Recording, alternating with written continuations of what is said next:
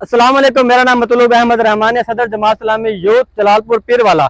अच्छा, आप नाजरीन को मैं दिखाना चाहता हूँ कोटला चाकर के वासियों को, लोगों को, जो हमने ये काम शुरू किया था ईदगाह और मैन ईदगाह और कोटला चाकर की जो एक ही ईदगाह है और कब्रिस्तान का जो अरसा दराज से ये रोड बंद पड़ा होता, हम अपने प्यारों के जनाजों में लगे जो जब लेके जाते तो बहुत दुश्वारी का सामना करना पड़ता था। अल्हम्दुलिल्लाह से हमने अपनी मदद आप लोगों के ताउन से ये काम शुरू किया है और ये काम जारी और सारी है। पिछले 2 हफ्ते से ये काम रुका हुआ था, बंद पड़ा था, फंड की कमी की वजह से हमारे पास फंड खत्म हो गए थे। एक बार फिर हमारे कुछ मुखिर हजरात ने हमारे साथ ताउन किया है, मैं उनका शुक्रिया अदा करता हूँ। एक बार फिर से ये काम शुरू हो गया।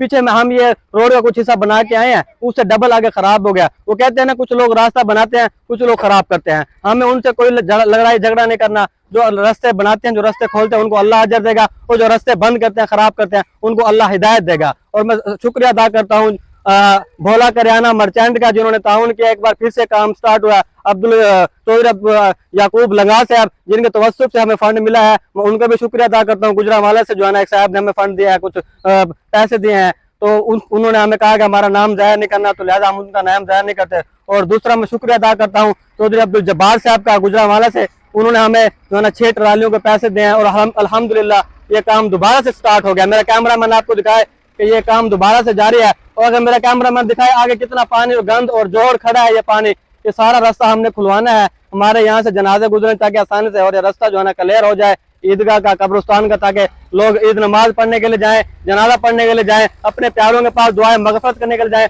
उन्हें कोई दुश्वारी का सामना न करना पड़े।